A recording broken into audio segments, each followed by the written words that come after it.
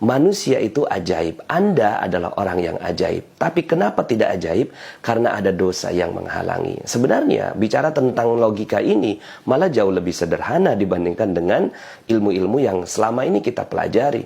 Kita ingin mendapatkan sesuatu lalu kemudian kita bekerja keras. Padahal sebenarnya tidak perlu bekerja keras seperti itu. Kalau seandainya kita tahu logika berpikir ini. Hilangkan saja dari dosa, hilangkan saja perisainya, maka keajaiban akan datang pada kehidupan Anda. Malah sebenarnya logikanya jauh lebih sederhana. So, saya ingin mengajak Anda semua untuk melihat ini sebagai sebuah proses. Ketika kita ingin mendapatkan keajaiban, maka sederhana. Hilangkan saja dosanya, maka insya Allah rezeki akan datang dengan sendirinya. Kan sederhana. Dibandingkan dengan kita harus bekerja keras. Betapa banyak orang yang bekerja keras. Tapi dia masih menggunakan perisainya kemana-mana. Ya, dia pegang perisainya, dia pegang dosanya. Kemudian dia berusaha, dia bekerja, pergi pagi pulang sore, pergi pagi pulang malam. Bukannya malah mendapatkan sesuatu, malah dia akan mendapatkan hal yang tidak nyaman dalam kehidupannya. Ilmu magnet rezeki tujuannya bukan untuk memperberat.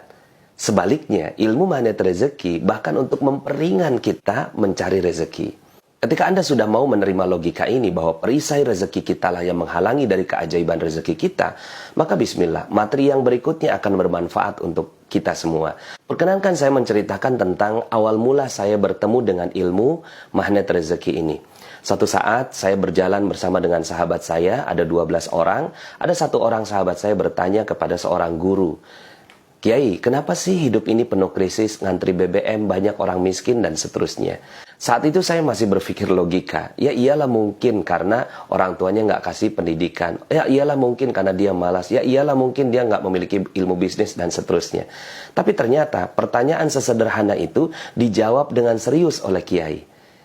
Kiai bertanya balik, sebenarnya untuk apa diciptakan manusia? Saya menjawab untuk beribadah gitu ya. Tapi kemudian kata Kiai, salah. Untuk apa beribadah? Aduh, saya agak kaget ya. Karena baru ketemu dengan seorang Kiai yang mengatakan hal seperti ini. Karena sebelumnya saya meyakini bahwa hidup adalah untuk beribadah. Wa ma khalaqtul jinna wal insa illa liya'budun. Tapi kata Kiai, bukan untuk itu. Saya jawab lagi, untuk menjadi khalifah Kiai. Salah kata Kiai. Ya karena salah semua ya udah saya diem aja. Lalu kemudian Kiai mengatakan, sebenarnya Allah menciptakan kita untuk dimuliakan dan dimanja. Allah menciptakan kita untuk berbahagia. Allah menciptakan kita untuk bersenang-senang. Allah nggak mau kita susah. Allah nggak mau kita berat. Allah nggak mau kita capek-capek mencari nafkah. Kata Kiai seperti itu.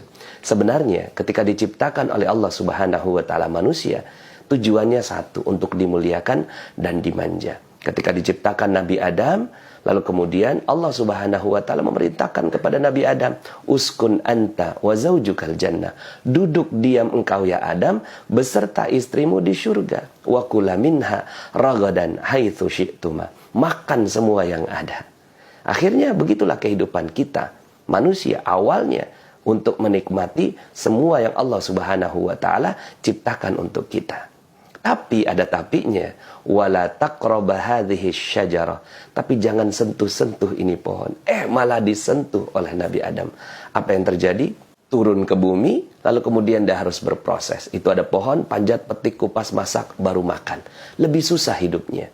Maka kata Kiai, sebenarnya Allah Subhanahu wa Ta'ala ciptakan kita semua untuk bersenang-senang, untuk hidupnya ajaib. Di mana? Di surga. Tapi kenapa hidupnya nggak ajaib? Karena satu yang dilakukannya, dosa. Jadi dosalah yang membuat hidup kita sulit. Dosalah yang memisahkan antara diri kita dengan surga Allah Subhanahu wa Ta'ala. Di surga hidupnya ajaib. Karena ada dosa, maka keajaibannya hilang. Apakah dosanya berhenti? Kata Kiai. Enggak Kiai, dosa lagi. Akhirnya nggak boleh metik, sekarang nanam. Ambil benih di tempat yang lain, ditanam, ditunggu. 5 tahun baru bisa dimakan. Lebih susah hidupnya? Lebih susah. Karena apa? Karena dosanya nambah. Apakah dosanya berhenti? Enggak, dosa lagi manusia. Akhirnya nggak boleh nanam. Beli sekarang. Kerja keras banting tulang. Pergi pagi pulang sore, pergi pagi pulang malam untuk membeli sesuatu. Lebih susah hidupnya kata Kiai. Iya Kiai, lebih susah. Ya, dosanya berhenti? Enggak Kiai. Akhirnya nggak boleh beli, ngutang sekarang. Beli jilbab ngutang, beli panci ngutang, beli baju majlis taklim ngutang. Ya, akhirnya ngutang jadi gaya hidup.